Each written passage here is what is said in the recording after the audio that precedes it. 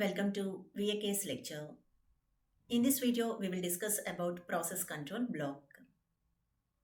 When we are in school or in college, we get an identity card. Why do we get that? It is to represent our identity. As there are number of students, identity card is used for identification of information of different students in the college or in school. So, similar to this example, in operating system, multiple processors are created regularly. So, how to keep track of each process? All the information needed to keep track of data stored in data structure, which is called process control block, which we will study in this video. You can find my related videos on operating system here. So, links are in description box. So, without wasting any time, let us continue the video. Now, we will start with the definition. As we have seen at the starting, for each process, the operating system maintains the data structure, which keeps track of complete information about the process. This data structure or record is called PCB or process control block. The operating system creates the process control block as soon as the new process is created. All the information related to execution of the process is present in the process control block. Let us see one by one every attribute of PCB. So, first is process ID. Let us see an example. Let us continue the previous example only. In school or in college, each year thousands of students take admission. How does management keep track of every individual student? There can be students with same name or with similar other details.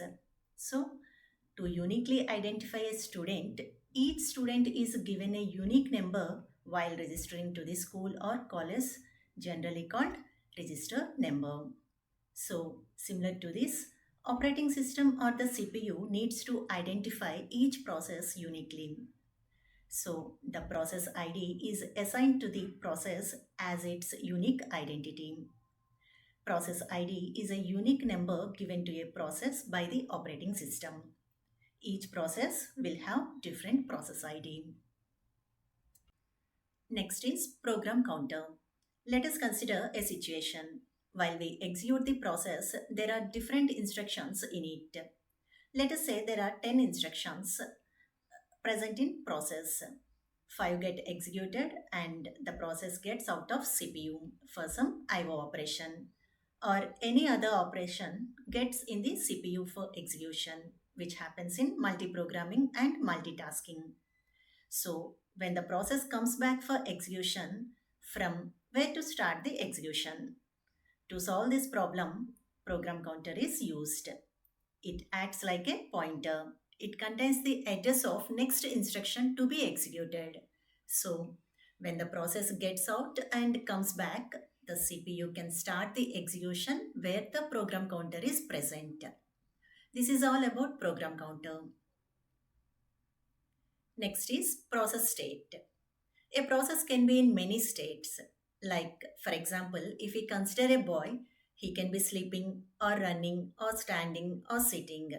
It defines what a boy is doing at that moment. Similarly, a process has different states. Process can be in new state, ready state, waiting state, executing state, blocked state, suspended state, or terminated state.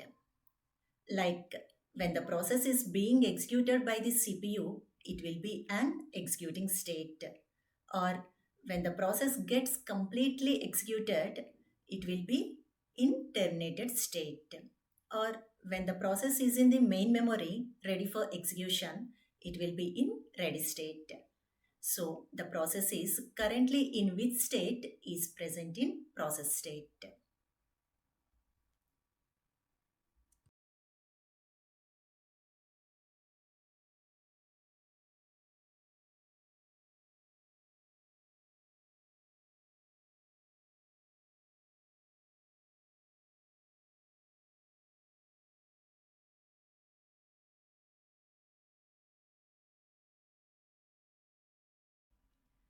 Next one is priority. Let us see a simple example. Let us say you are standing in a line to enter some function. One by one, everyone is allowed to enter inside according to the line. And there comes a VIP person. Then the line will be stopped and VIP will be allowed to get inside. And after he does, the line will get resumed. So definitely the VIP person has been given more priority than the common people. Similarly, some processors have high priority and some processors have low priority.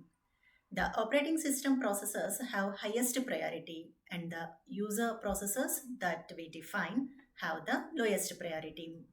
So when CPU is executing a user process and at the same time an operating system process comes for execution, then the CPU will stop the execution of user process and start the execution of operating system process.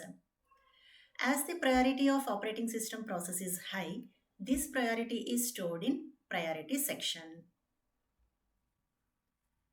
Next is register. Register is a small amount of fast memory within the processor where CPU can change and store values required for execution of instructions. So, as we saw before, let us say off instructions are executed and values in registers are as following and process gets preempted. That means execution of process is stopped. Let us say CPU starts executing some another process with high priority. The values in register will get changed and new process will get executed. So when the process or when the previous process will get back the execution, then how we will get back the values previously present in registers during its execution. To solve this problem, the information is stored in register section so that when the process returns, it can continue the execution. Next is open files.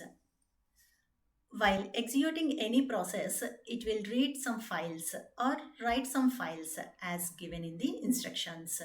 So, to keep track of which files have been opened while the execution of process, the list of open file is used. And if any file is not closed properly, it may affect many things. Next is input output information. So any process may require some input devices to take some input for processing or output devices to present the output during or after the processing. This list of information and output devices required for the process is present in input output information. Next one is protection. So, as there are multiple processes present, we don't want any process to interfere in another process. So, each process needs to be secured to avoid the interference between the processes. For this, there is a protection present in the process control block. So, we have covered all attributes present in PCB. As operating system creates the PCB, depending on different operating systems, there can be different attributes present in PCB. So, these all about PCB. Hope you all understood the concept. If so, please like the video, share to your friends and subscribe my channel. Also press the bell icon for more new updates. Thank you.